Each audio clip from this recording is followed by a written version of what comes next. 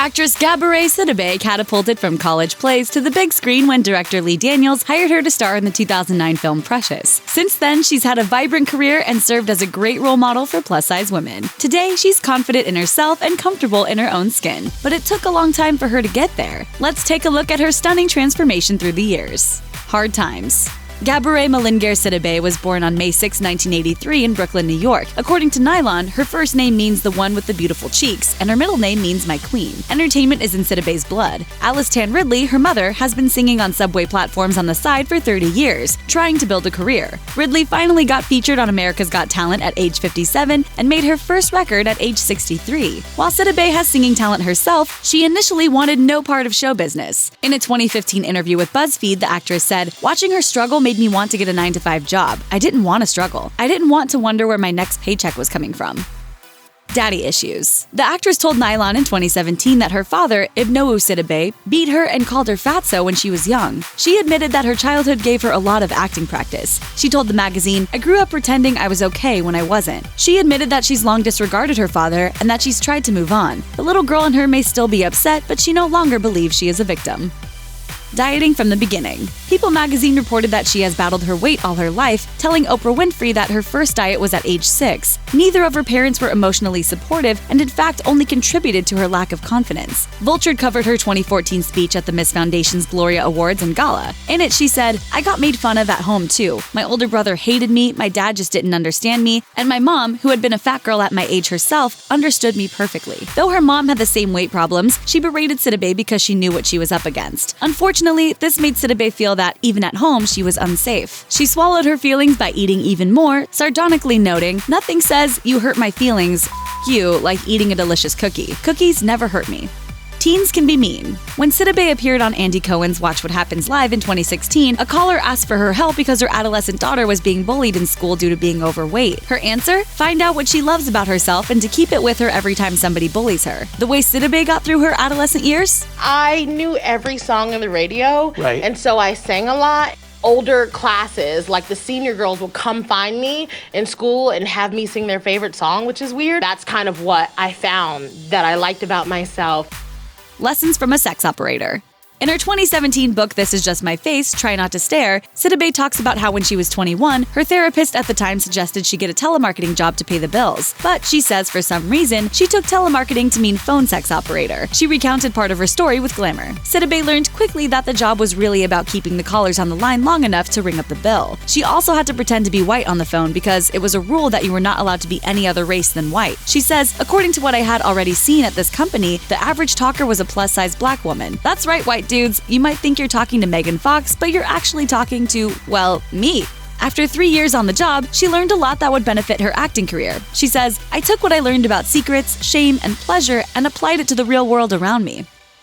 Landing Precious. Sidibe had dabbled in a little acting but wasn't very serious about it. Then she heard about the opportunity to play the part in the movie Precious based on the novel Push by Sapphire. Precious Jones is an obese, illiterate New York teenager who has had one child by her father and is pregnant with the second. While not a happy story, it does become a more hopeful one, and one especially close to the heart for a young actress with a real history of an abusive father. According to the New York Times, it had taken months to find the right person to play Precious. And it was Sidibe who showed up late but blew everyone away. She cried real tears in the audition. Explaining her portrayal of the character, she told The Times, "I kind of had it in my mind that she wasn't the ugliest person in the room, but she felt like she was." Taking off. Sidibe has landed numerous plum roles since Precious. She appeared on The Big C, several iterations of Ryan Murphy's American Horror Story, Difficult People, and the 2011 movie Tower Heist. She currently co-stars in the hot Fox series Empire as Becky, a one-time assistant at the record company who worked her way up to vice president of the company. The Los Angeles Times wrote that the role was originally supposed to be a boyish, petite white girl, but Sidibe stole their hearts. She told them, "I enjoy the fact that out there is some little girl that is exactly like I was, and she doesn't see herself on TV. She sees herself in me on Empire. If it has to start with me, why not?"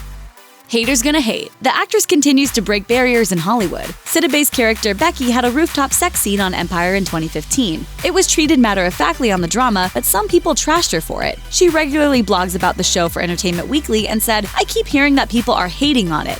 I'm not sure how anyone could hate on love, but that's okay. You may have your memes. Honestly, I'm at work too busy to check Twitter anyway. #booked. Always a struggle.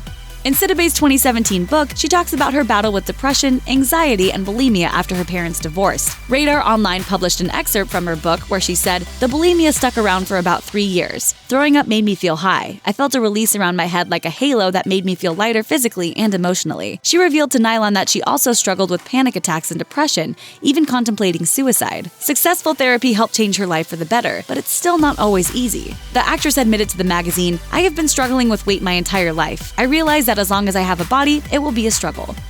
Writing chops. Entertainment Weekly readers who check out her Empire blog or who read her Instagram account know that Sidibe is also a talented and funny writer. In 2017, the rest of the world discovered this with the release of her memoir, This Is Just My Face, Try Not to Stare. When she announced in 2015 that she was working on the book, Sidibe shared in a statement to Vulture, "I've been writing since I was a child and have always had so many stories to tell that are too long, shady, and impolite to share in interviews." She has been compared to Mindy Kaling and David Sedaris. Sidibe knows that she's got an amusing style, but notes in the book that we don't all have the same sense of humor, and that if we did, we'd all be making out with each other all the time and we'd never get anything done.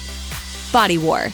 Sidibe has said that she tried for years to lose the weight, but nothing stuck for good. In 2017, she told people that she had undergone weight loss surgery the previous year. She admits that the surgery was her savior. She wouldn't have been able to lose the weight without it. She told the magazine that she now works out regularly by swimming and riding a big tricycle, has a nutritionist, and is eating better. "It has taken me years to realize that what I was born with is all beautiful. I did not get this surgery to be beautiful. I did it so I can walk around comfortably in heels. I want to do a cartwheel. I want not to be in pain every time I walk up a flight of stairs." While she made an intentional decision to keep the number of pounds dropped to herself, she is significantly thinner than she was before the 2016 surgery. She told the magazine after her surgery, "I was in a war with my body for a long time. If I'd started treating it better sooner, I wouldn't have spent so many years hating myself. But I love my body now." The future is bright. Not only does Sidibe have a thriving acting and writing career and is going on her very first book tour for Try Not to Stare, she is trying her hand at directing. In 2016, she helmed a short film called The Tale of Four, which gets its plotline from the Nina Simone song Four Women. The actress continues to be a role model as she loses weight and ups her fitness level, her sense of humor always shining through. She told Nylon, "Listen, I'm a solitary, selfish person, but I hear people tell me about how my struggles have helped them, and I'm glad that my selfishness is helpful to someone else. I love my body and I deserve love. We all do, at any size." It's hard to argue with somebody with so much life experience who isn't afraid to tell it like it is. Bravo, Sidibe. We're with you every step of the way. Thanks for watching. Click the list icon to subscribe to our YouTube channel. Plus, check out all this cool stuff we know you'll love too.